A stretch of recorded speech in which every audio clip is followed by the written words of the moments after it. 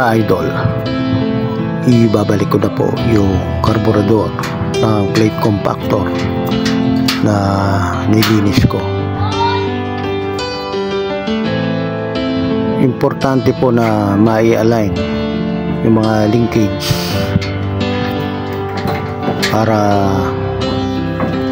sakto po pagka umandar. Pagka hindi po align yan, magkakaroon po ng problema sa pag-andar, mga idol. Yan po yung return spring. Kinakalawit ko lang po. Yan, mga idol. Okay.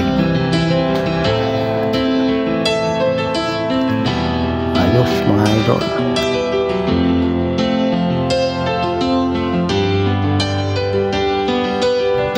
Check ko po yung linkage, yung accelerator, yun gumagana, mga idol. Yun magalaw. Ayos, mga idol.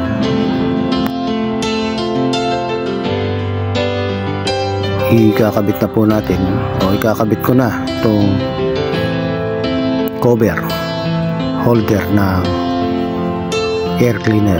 Yan na rin po ang magsisilbing tornilyo ng carburetor, mga idol. Bali, tatlo po yan. Dalawa doon sa stud, tsaka may isa pang tornilyo na kakapit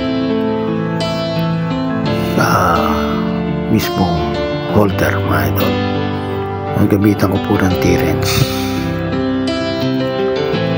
para mabilis, mga idol.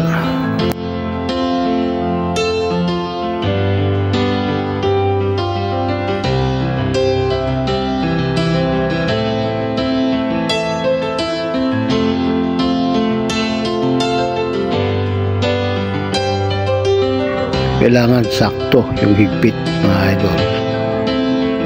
Alalay lang kasi baka malustret. Maliit lang po itong tornilyo nito. Yan, okay. Next ay yung fuel hose, mga idol. Yan, clip. Yan, ikakabit natin clip, mga idol, para walang leak yung gasolina pagka umandar. Bawat dulo mayroong clip, mga idol.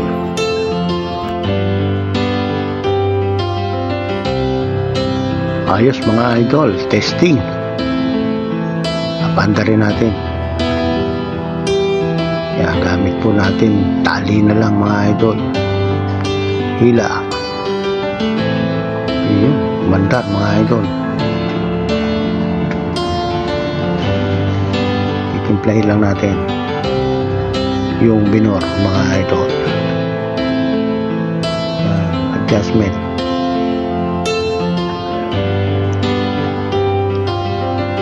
Testing, idol. Yun. Testing po natin kung gumagana yung plate compactor, mga idol.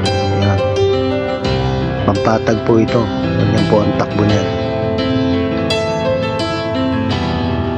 Papatagin niya yung lupa pagka ganyan.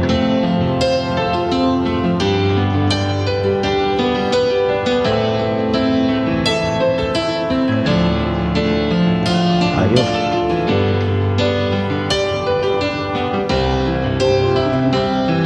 Off engine. Tatabi na natin itong mga gamit natin, mga idol. Kakakalat.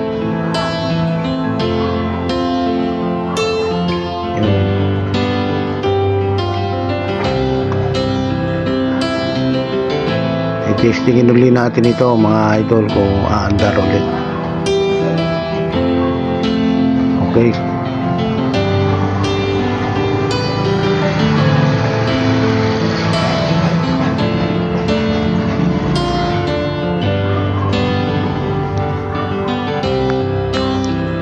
Hila, idol.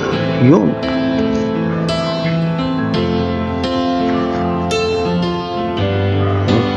Ayos, idol. Umaga na. Okay, tumatalog-talog siya. Umabibrate, mga idol. Gagarahe ko na siya, mga idol.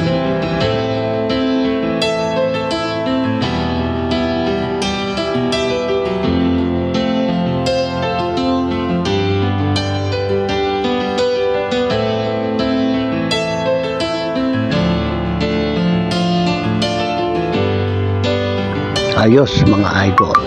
Maraming salamat po sa inyong panonood.